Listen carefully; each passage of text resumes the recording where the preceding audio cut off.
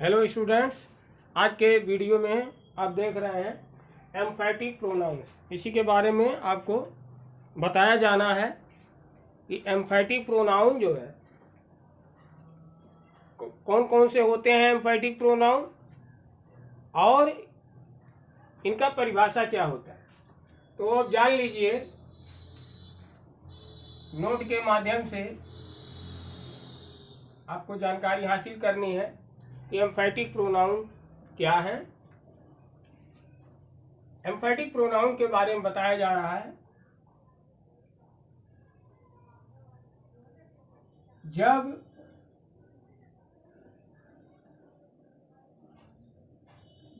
जब reflexive pronoun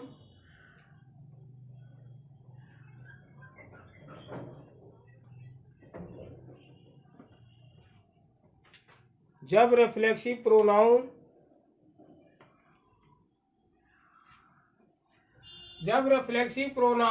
जैसा कि रिफ्लेक्सिव प्रोनाउन के बारे में इसके पिछले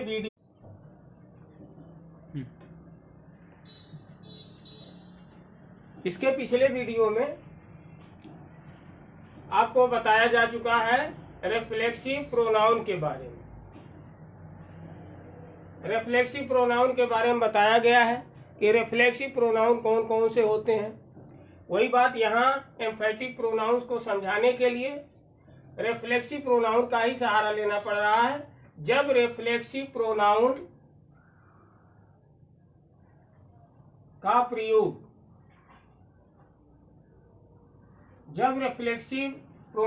प्रयोग वाक्य में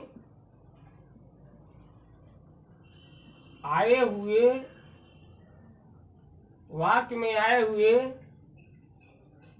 नाउन या प्रोनाउन जब रिफ्लेक्सिव प्रोनाउन का प्रयोग वाक्य में आए हुए नाउन या प्रोनाउन पर जोर देने के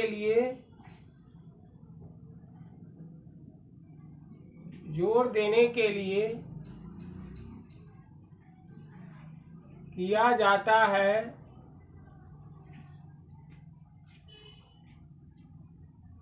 तब वह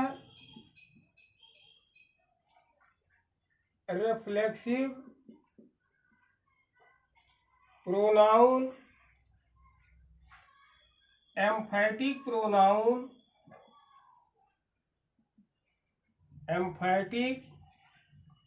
प्रोनाउन कहलाता है। यहाँ ध्यान देंगे, जब रिफ्लेक्सिव प्रोनाउन का प्रयोग वाक्य में आए हुए नाउन या प्रोनाउन पर जोर देने के लिए किया जाता है, तब वह रिफ्लेक्सिव प्रोनाउन एम्फैटिक प्रोनाउन कहलाता है। तब रिफ्लेक्सिव प्रोनाउन जो है एम्फैटिक प्रोनाउन कहलाता है। जैसे देख लें,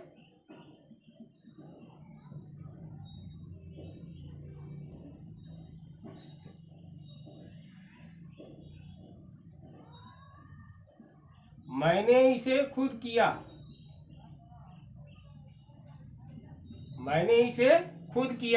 यहाँ आप देख रहे हैं, मैंने का आई, किया का डू का सेकंड फॉर्म डिड हो जाएगा, आई डिड।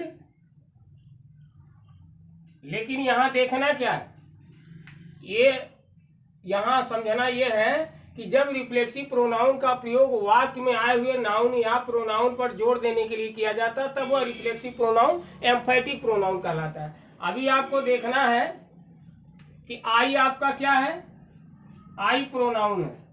आई आपका क्या है, ये आपका प्रोनाउन है। तो अब इसी प्रोनाउन पर जोर देने के लिए हम रिफ्लेक्सिव प्रोनाउन का प्रयोग करेंगे। रिफ्लेक्सिव प्रोनाउन का प्रयोग करेंगे तो जैसा कि खुद की अंग्रेजी जो है आई है, तो खुद की अंग्रेजी क्या हो जाएगी, माई सेल्फ। आई है तो खुद की अंग्रेजी क्या होगी, my self. I my self, उसके बाद डू का सेकंड फॉर्म डिड, किया। I myself did IT it, I myself did it. ये जो आपका माई सेल्फ है, ये माई सेल्फ आपका एम्फैटिक प्रोनाउन है। ये जो माई सेल्फ है एम्फैटिक प्रोनाउन है। एम्फैटिक प्रोनाउन है, क्यों है? क्योंकि ये जो माई सेल्फ है, यही माई सेल्फ, यदि मान लीजिए सेंटेंस के लास्ट में आता है, सेंटेंस के लास्ट में आता है तो रिफ्लेक्सिव प्रोनाउन होता है। लेकिन यदि इसी रिफ्लेक्सिव प्रोनाउन माई सेल्फ जो है, इसका प्रयोग यदि वाक्य में दिए गए जैसे यहाँ दिया है आई, नाउन या प्रोनाउन पर जोर देने के लिए किया जाता है। यहाँ देख रहे हैं माई सेल्फ का जो प्रयोग हुआ है, ये किस पर फोर्स दे रहा है? वाक्य का जो प्रोनाउन है इस पर फोर्स कर रहा है। अतः ये जो माई सेल्फ आपका हुआ एम्फैटिक प्रोनाउन हो गया। ठीक है, तो एम्फैटिक प्रोनाउन, यहां से देखिए एम्फैटिक प्रोनाउन जो होता है, इसमें आता है हिंदी में स्वयं या खुद, स्वयं या खुद आता है।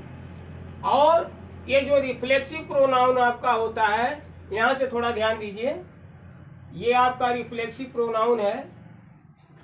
रिफ्लेक्सिव प्रोनाउन इसमें होता है अपने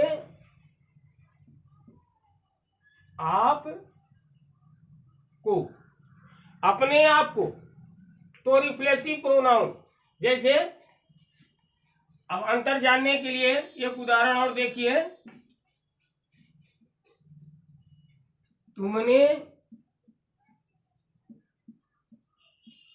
अपने आप को चोट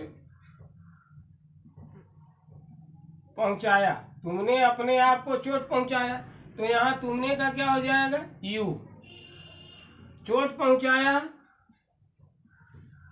यू हर्ट अपने आप को, इसके लिए हो जाएगा योर सेल्फ। यदि आप केवल हैं, मतलब यू का प्रयोग आप जानते हैं, जैसा कि एक वचन बहुवचन दोनों में होता है, तो ये सिंगुलर नंबर यू है। तुमने अपने आप को चोट पहुंचाया, यू हर्ट योर सेल्फ। अब यहाँ आप देख रहे हैं योर सेल्फ का प्रयोग जो हुआ है, ये योर सेल्फ क्या है? इसमें ये एम्फैटिक प्रोनाउन नहीं है, ये रिफ्लेक्सिव प्रोनाउन है। रिफ्लेक्सिव प्रोनाउन है। ऐसा क्यों है? रिफ्लेक्सिव प्रोनाउन इसलिए है क्योंकि यह किसी न किसी वर्ब का ऑब्जेक्ट होता है। देखिए, रिफ्लेक्सिव प्रोनाउन और एम्फैटिक प्रोनाउन में अंतर क्या है? कोई खास अंतर नहीं है, क्योंकि रिफ्लेक्सिव प्रोनाउन टोटल एम्फैटिक प्रोनाउन में होते हैं, केवल उनके यूज से उनका नाम बदल जाता है। अभी देखिए, जो रिफ्लेक्सिव प्रोनाउन होता है, पहले नंबर पे जान लीजिए, रिफ्लेक्सिव प्रोनाउन जो होता है वो किसी न किसी वर्ब का ऑब्जेक्ट होता है। रिफ्लेक्सिव प्रोनाउन किसी न किसी वर्ब का ऑब्जेक्ट होता है, लेकिन एम्फैटिक प्रोनाउन जो है वो किसी वर्ब का ऑब्जेक्ट नहीं होता है। फिर से ध्यान से सुन लीजिए, रिफ्लेक्सिव प्रोनाउन किसी न किसी वर्ब का ऑब्जेक्ट होता है। जैसे यहाँ देखिए, वर्ब आपका हार्ट है, वर्ब जो है हार्ट है, इस वर्ब का ऑब्जेक्ट ये जो रिफ्लेक्सिव प्रोनाउन है, ये क्या है? इसी वर्ब का ऑब्जेक्ट है। तो रिफ्लेक्सिव प्रोनाउन किसी न किसी वर्ब का ऑब्जेक्ट होता है, बट लेकिन होता क्या है? एम्फैटिक प्रोनाउन के बारे में जाने। एम्फैटिक प्रोनाउन किसी भी वर्ब का ऑब्जेक्ट नहीं होता, किसी भी वर्ब का ऑब्जेक्ट नहीं होता। हाँ, ये किसी प्रीपोजिशन का ऑब्जेक्ट हो सकता है।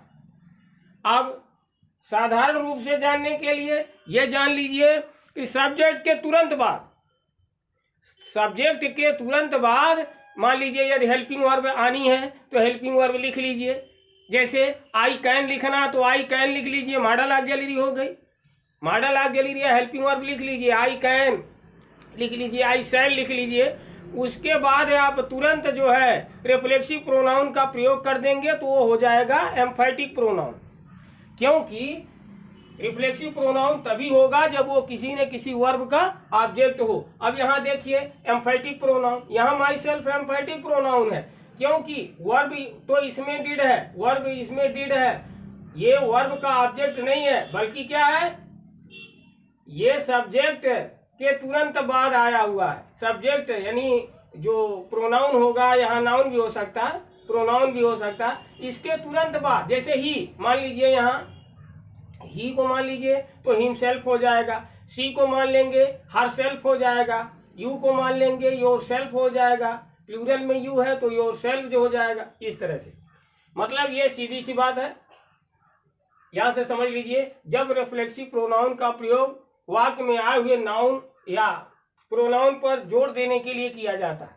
अभी देखिए यहाँ फोर्स कर रहा है, वाक्य में आए हुए नाउन प्रोनाउन की तरफ फोर्स कर रहा है, तब इसे क्या कहेंगे, एम्फैटिक प्रोनाउन कहते हैं। बहुत आसानी से समझने के लिए, ये जो रिफ्लेक्सिव प्रोनाउन होते हैं जब सब्जेक्ट के बाद आते हैं, मान लीजिए हेल्पिंग वर्ब आया, हेल्पिंग वर्ब के बाद आते हैं या सब्जेक्ट के बाद आते हैं तो एम्फैटिक प्रोनाउन होते हैं, और जब वर्ब के बाद आते हैं तो वह रिफ्लेक्सिव प्रोनाउन ही रह जाता है।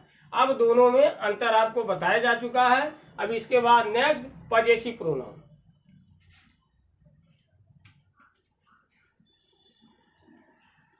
नेक्स्ट में आपको बताने जा रहे हैं पजेसिव प्रोनाउन।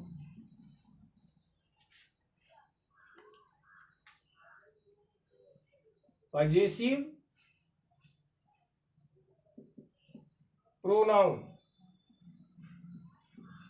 पजेसिव प्रोनाउन के बारे में बताया जा रहा है। वह प्रोनाउन,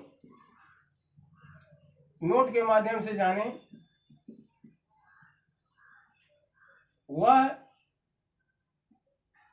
प्रोनाउन जो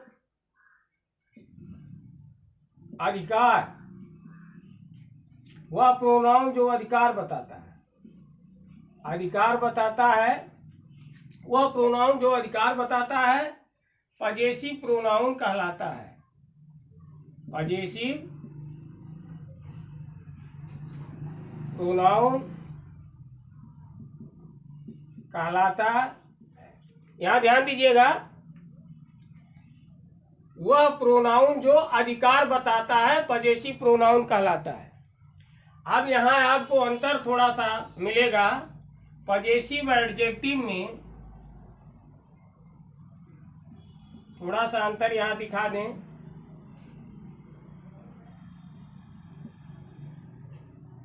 पजेसिव एडजेक्टिव और इधर आपका हो गया पजेसिव प्रोनाउन, पजेसिव प्रोनाउन, ये आप देख रहे हैं। अब यहां बना लीजिए, इधर साइड में एक कॉलम बना लीजिए सब्जेक्ट का, सब्जेक्ट का बना लीजिए। तो सब्जेक्ट में I, we, you, he, she, it, they, ये आपका हो गया। तो अब यहां आपको देखना है पजेसिव एडजेक्टिव माई, और इधर पजेसिव प्रोनाउन क्या हो जाएगा, माइन। वी का आवर, यहां हो जाएगा आवर। यू का योर, यहां क्या हो जाएगा, योर्स हो जाएगा। ही का, अब देखिए ही का केवल हिज होता है, ही का जो है केवल हिज होता है।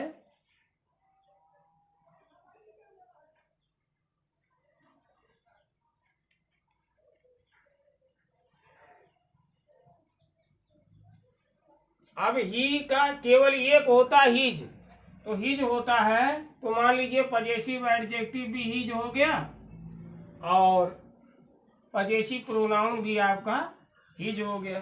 सी है तो यहाँ हो जाएगा हर, और यहाँ पर हो जाएगा हर्ष हो जाएगा।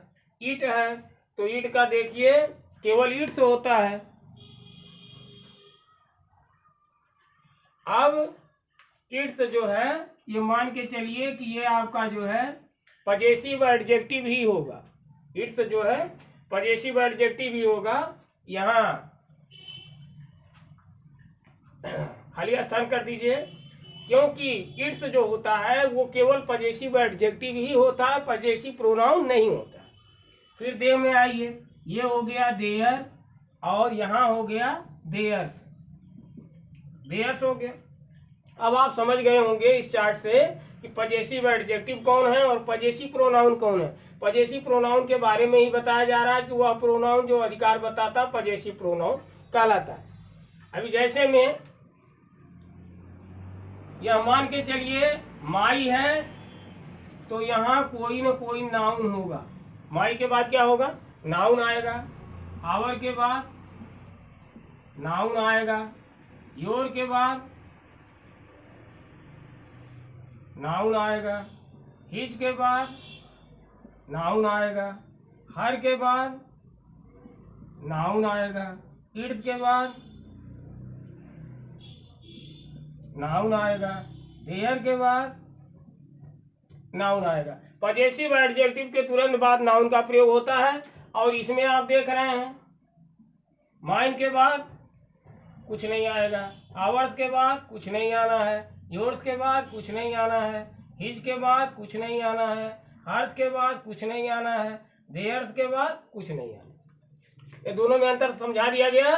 तो पजेसिव प्रोनाउन वो होते हैं जो अधिकार सूचक होते हैं, अधिकार बताते हैं पजेसिव प्रोनाउन।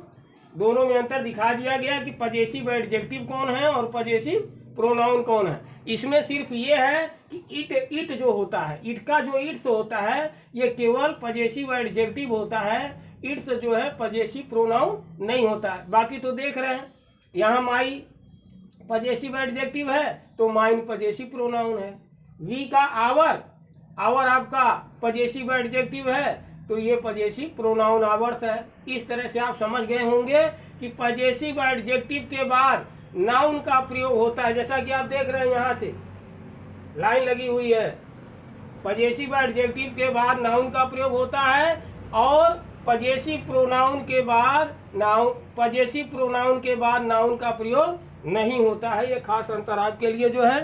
अब आज के इस वीडियो को यहीं विराम देते हैं, नेक्स्ट वीडियो में मिलेंगे। धन्यवाद।